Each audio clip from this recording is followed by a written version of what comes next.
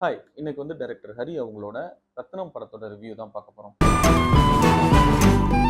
Police department யாருக்காவது medal கொடுக்கணும்னா அது நம்ம ரத்னத்துக்கு தான்டா கொடுக்கணும். ஸோ யூசுவலா ஹரி அவங்களோட படம் எப்படி இருக்கும்? ரொம்பவே ஸ்பீடா இருக்கும். கிட்டத்தட்ட ஒரு 3, 4 பார்ட்ட ஒரே படத்துல வந்து எடுத்திருப்பாரு. அவ்ளோ டீட்டெயில்ஸ் வந்து உள்ள இருக்கும். அத எலாபரேட் பண்ணோம்னா நம்ம 3, 4 பார்ட் வந்து அந்த படத்த எடுக்கலாம். அந்த அளவுக்கு வந்து இருக்கும். ஸோ அதே மாரி தான் இந்த படமும் இருக்கு. பட் இங்க வந்து நமக்கு எல்லா ஸ்டோரியுமே கிளியரா கொஞ்சம் நிதானமா நமக்கு அண்டர்ஸ்டாண்ட் ஆகுற மாதிரி ரொம்பவே ஏன்னா ஒரு சீன் கேட்ச் பண்றதுக்கு கொஞ்சம் கஷ்டம். அவரோட படம் எல்லாமே ரொம்ப நல்லா இருக்கும். பட் என்னன்னா, நம்ம கேட்ச் பண்றதுக்கு இப்ப சிங்கம் 3லாம் பார்த்தீங்கன்னா, ஒரு சீனுக்கு அப்புறம் அடுத்த சீன் வர்றதுக்குள்ள, இந்த சீன நம்ம கேட்ச் பண்றதுக்குள்ள டக்கு டக்கு டக்குன்னு போயிட்டே இருக்கும். அந்த மாரி இல்லாம, கொஞ்சம் நிதானமா நமக்கு ஸ்டோரி எல்லாமே கிளியரா புரியிற மாதிரியே அந்த படம் வந்திருக்கு. அண்ட் இந்த மூவி வந்து யூசுவலா இப்போ தாமிரபரணி, பூஜை அந்த மாரி தான் அவங்க சொல்றாங்க. பட் அந்த மாதிரி ஃபீல் வந்து எனக்கு பெர்சனலா குடுக்கல. தனியான ஒரு படமா தான். ஏன்னா, ஃபர்ஸ்ட் ஒரு 40 மினிட்ஸே வந்து உங்களுக்கு ரொம்ப என்கேஜிங்கா இருக்கும். கொஞ்சம் புதுசா நமக்கு தெரியும். ஏன்னா, இப்போ டிஐயே பார்த்தீங்கன்னா, அதுல அந்த மூவில இருக்கிற கலர் கிரேடிங்கே வந்து பார்த்தீங்கன்னா, இப்போ சுல்தான் படம் பார்த்தீங்கன்னா, தெலுங்கோட கலர் கிரேடிங் இப்போ தெலுங்கு படம் மாரியே நமக்கு ஒரு ஃபீல் ஆகும். கலர் கிரேடிங்லாம் அப்படியே இருக்கும். ஸோ அந்த மாதிரி ஒரு 45 மினிட்ஸ் வந்து நமக்கு அப்படிதான் இருக்கும். ஆக்சுவலா மூவியுமே வந்து அ அ ஆந்திரா அண்ட் தமிழ்நாடு இது ரிலேட்டடா தான் வந்து மூவி போகும். ஸோ ஸ்பாயில் பண்ண விரும்பல. ஏன்னா ட்ரெய்லர்ல கூட அத காட்டல. So sorry for this. So இந்த மாரி இருக்கும்போது, அந்த கலர் கிரேடிங்கும் அது மேட்ச் பண்ணும்போது, நமக்கு ஒரு 45 மினிட்ஸ் ஃபர்ஸ்ட் 45 மினிட்ஸ் வந்து ரொம்ப என்கேஜிங்கா இருக்கும். வித்தியாசமா இருக்கு. ஏன்னா, ஹரி அவரோட படம் வந்து இப்படிதான் நம்ம எதிர்பார்த்து போவோம். அந்த மாரியே இருக்காது. அதுக்கப்புறம் நமக்கு வந்து அவரோட படம்ன்ற ஃபீல் வந்துரும். அதுக்கப்புறம் அந்த 45 மினிட்ஸ்க்கு அப்புறம் அவரோட மூவிக்குள்ள நம்ம என்டர் ஆவோம். பட் அப்படியுமே இந்த மூவி வந்து நல்லாவே இருக்கு. ஸோ படத்துல வந்து பார்த்தீங்கன்னா, ஃபர்ஸ்ட் ஹாஃப்ல வந்து ஒரு 10 டூ 15 மினிட்ஸ் வந்து ஒரு சிங்கிள் ஷாட் இருக்கு. அது வந்து ரொம்பவே சூப்பரா இருக்குது. எப்படி எடுத்தாங்க? ஏன்னா வந்து கிட்டத்தட்ட ஒரு 40 ஆர்டிஸ்ட்டாவது இருப்பாங்க. மெயின் ஆர்டிஸ்ட் 25 பேர் இருப்பாங்க. நான் வந்து எந்த சீன் எதுவுமே நான் சொல்ல மாட்டேன். ஏன்னா, நான் ஸ்பாயில் பண்ண விரும்பல.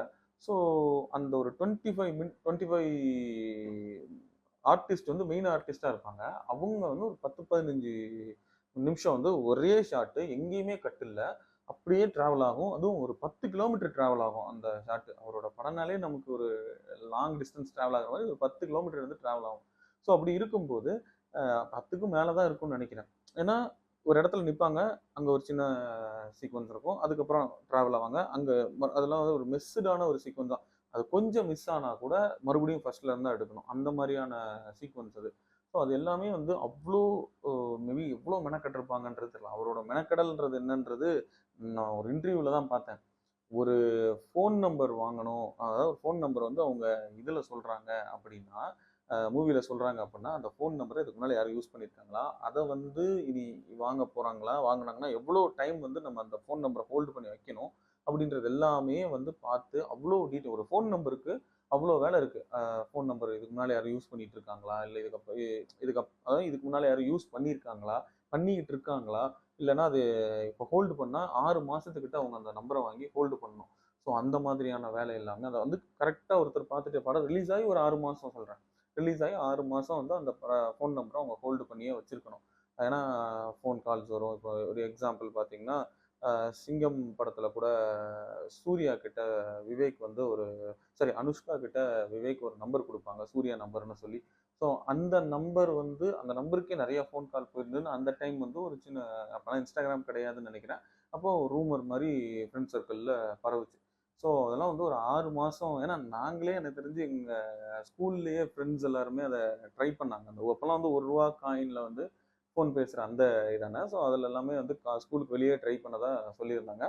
ஸோ அப்படி இருக்கும்போது அத வந்து ஹோல்டு பண்ணி வச்சு ஏன்னா அ அவ்வளோ மத்தவங்கள டிஸ்டர்ப் பண்ணக்கூடாதுல்ல. ஸோ அவ்வளோ ப்ராசஸ் இருக்கு. ஸோ அந்த விஷயம் இல்ல. அந்த ஒரு ஃபோன் நம்பருக்கே அவங்க அவ்வளோ மெனக்கெடுறாங்கங்கும்போது, இவர் ஒரு ஷாட்டுக்குமே அவ்ளோ மெனக்கெட்டு அந்த ஒரு 10 நிமிஷம் சீனுக்கு அவ்ளோ கிலோமீட்டர்ஸ் டிராவல் பண்ணி, அவ்ளோ அந்த இதுல வந்து நெறைய அ எப்படி சொல்ல? அது ஒரு ஸ்பாயிலர் சாரி. அது ஒரு சேசிங் சீன்.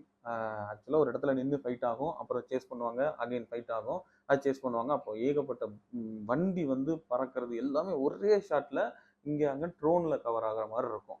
ஸோ அவ்ளோ இதா வந்து இந்த படத்துல அத எடுத்திருக்காங்க.